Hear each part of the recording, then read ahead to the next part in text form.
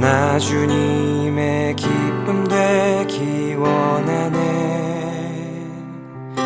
내 마음을 새롭게 하소서. 새 부대가 되게 하여 주사. 주님의 빛 비추게 하소서. 하나님은 오늘도 살아계십니다. 사랑하는 여러분, 살아계신 하나님과 함께 동행하며 주님과 함께 교제하고 주님과 함께 살아가는 여러분들의 삶이 되시기를 바랍니다. 오늘 말씀과 함께 하루를 마태복음 6장 31절로부터 34절을 본문으로 해서 아주 잘 하시는 말씀을 우리 한 가지 생각해 보려고 합니다. 제가 여러분 33절만 한 절 읽어 드릴게요. 그런즉 너희는 먼저 그의 나라와 그의 의를 구하라. 그리하면 이 모든 것을 너희에게 더하시리라. 아멘. 잠언 30장 7절로부터 9절에 보면 잠언 기자가 했던 아주 유명한 기도가 하나 있습니다. 제가 한번 읽어볼게요. 내가 두 가지 일을 주께 구하였사오니 나의 죽기 전에 주옵소서. 곧 허탄과 거짓말을 내게서 멀리 하옵시고 나로 가난하게도 마시고 부하게도 마시고 오직 필요한 양식으로 내게 먹이시옵소서. 혹 내가 배불러서 하나님을 모른다. 여호와가 누구냐 할까 하오며 혹 내가 가난해서 도적질하고 내 하나님의 이름을 욕되게 할까 두렵습니다. 제가 말을 조금 풀어서 읽어보았습니다마는 여러분 참 위대하고 훌륭한 기도인 건 분명합니다. 그러나 우리가 어떻게 보면 하나님의 은혜를 이렇게 기도하는 사람들을 우리의 모습만 본다면 어떻게 먹고 사는 것만으로 만족할 수 있겠습니까? 하나님이 재능 주셔야 되고 물질도 주셔야지 하나님의 일도 하고 또 하나님의 사업을 위하여 마음껏 쓸 수 있는 재정적인 축복도 받아야 되지 않겠습니까? 그래서 주님께서는 더욱 더하여 넘치는 은혜를 지금 말씀해 주시고 있습니다. 그저 하나님 나 적당하게 살다가 요러고 살다가 죽게 해주세요. 이게 아니고요. 더 큰 은혜를 받을 수 있는 비결을 오늘 본문을 통해서 보여주시고 있는 겁니다. 한마디로 말하면 하나님께서 채워주시고 역사하실 만한 환경을 만드는 사람이 그 엄청난 일을 감당할 수 있는 복을 받게 된다 이 말이죠. 그게 뭡니까? 33절에 나오는 그 한 문장이 바로 키 센텐스입니다. 너희는 먼저 그의 나라와 그의 의를 구하라. 그리하면 이 모든 것을 너희에게 더하시리라. 사랑하는 여러분, 하나님이 이 모든 것을 더하여 주시는 은혜는 어떻게 받습니까? 첫 번째가 바로 그의 나라를 구하라 라고 하는 말씀으로 허락하십니다. 그의 나라는 하나님의 나라지요. 하나님의 나라가 우리에게 임합니다. 성령으로 임하십니다. 마가복음 9장 1절에 내가 진실로 너희에게 이르노니 여기 섰는 사람 중에 죽기 전에 하나님의 나라가 권능으로 임하는 것을 볼 자도 있다. 그렇게 말씀하셨고요. 로마서 14장 17절에 하나님의 나라는 먹는 것과 마시는 것이 아니라 오직 성령 안에서 의와 평강과 희락이라 라고 말씀하셨습니다. 천국은 바로 의로움과 평강과 기쁨이 넘치는 것이라고 말씀하시는 거예요. 그런데 오직 성령 안에서라는 말을 했습니다. 사랑하는 여러분, 성령으로 임하는 그러한 역사가 있습니다. 그러므로 여러분이 성령 충만, 성령을 구하는 여러분들의 모습이 되시기를 바랍니다. 마귀는 회방꾼입니다. 마귀가 다스리면 죽이고 멸망시키는 일밖에 없습니다. 사단의 지배에서 벗어나시기를 바랍니다. 사랑하는 여러분, 우리 한번 생각해 볼까요?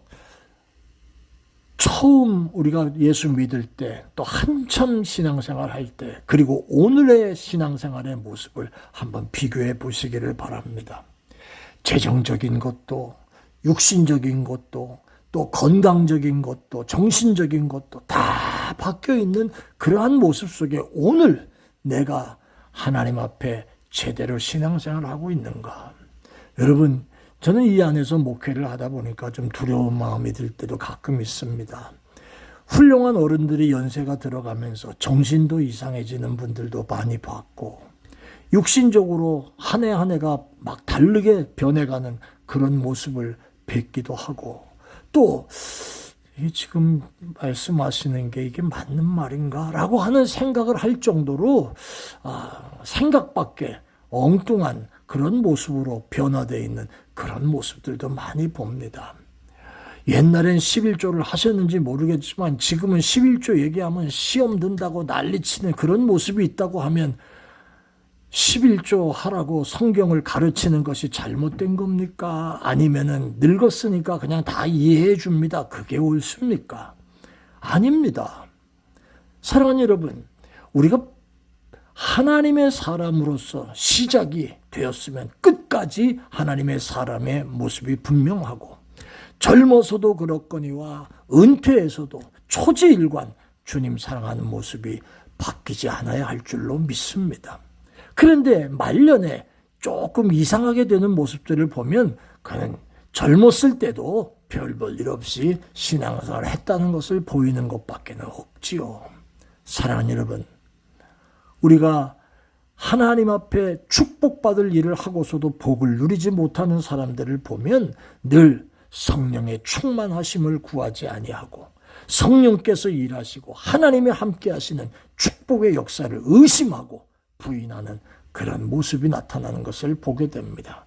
자기가 하나님이 될 때가 있습니다. 그리고 마음껏 지멋대로 얘기합니다. 그러고 나서 그 말이 옳은 말인지 그른 말인지조차도 알지 못합니다.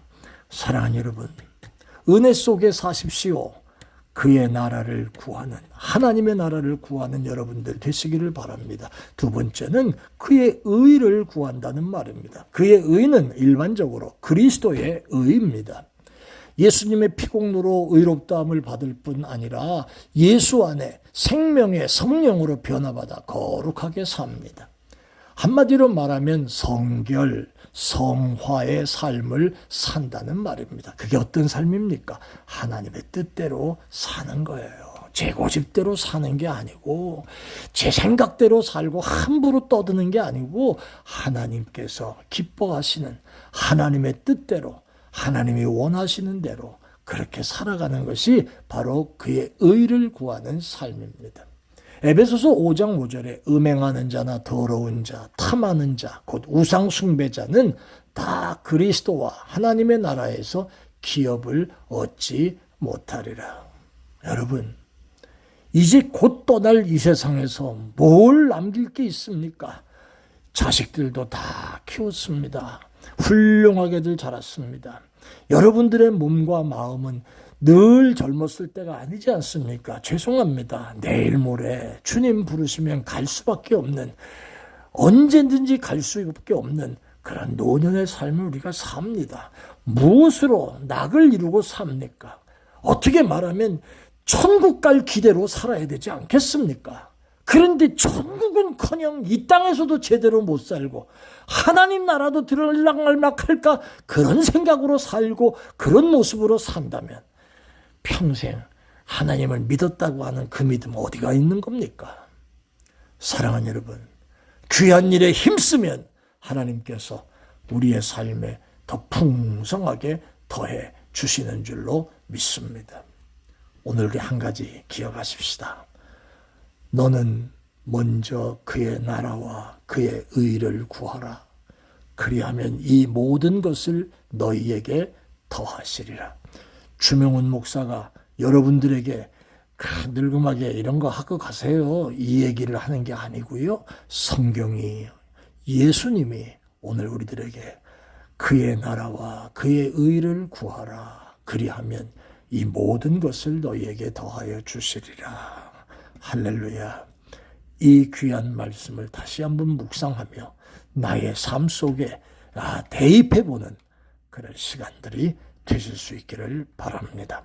은혜로우신 아버지, 그의 나라와 그의 의를 구하는 이 땅에서의 하나님의 사람의 삶의 모습이 온전할 수 있도록 축복해 주세요.